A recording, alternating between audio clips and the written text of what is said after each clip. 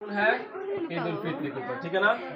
ईद उल फित्र के ऊपर मजमून आज का लिखा गया है, जिसमें से समझिए कि आपका 8 नंबर 5 नंबर जरूर इसमें से आना ही तो आना ही है। देखो, ईद उल फित्र एक अहम मजहबी त्यौहार है जिसे पूरी दुनिया में बसने वाले मुसलमान रमजानुल मुबारक का महीना खत्म होने पर मनाते हैं। यहाँ ध्यान दो, ईद के दिन मुसलमानों को रोजा रखने से मना किया गया है। ईद के दिन जो है ना, रोजा बिल्कुल भी रखा नहीं जाता, बहुत बड़ा गुनाह होता है। मुसलमान रमजान मुबारक के 29 या 30 रोजा रखने के बाद यकुम शव्वाल को ईद मनाते हैं। क्या करते हैं? यकुम शव्वाल को ईद मनाते हैं। किसी भी कमरी हिजरी महीने का आगाज मकामी मजहबी रहनुमाओं के चांद नजर आ जाने के फैसले से होता है। देखिए ना, चांद नजर आता तब होता है।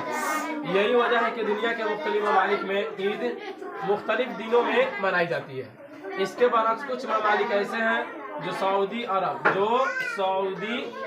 की पैरवी करते हैं। ईद उल फित्र के दिन नमाज ईद 2 रकात 6 तकबीरों के साथ पढ़ी जाती है, जिसे जामे मस्जिद कहिए या खुले मैदान यानी ईदगाह में अदा किया जाता है।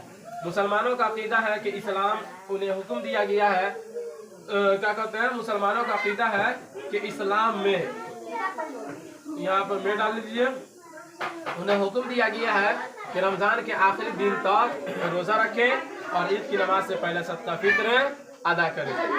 चलिए।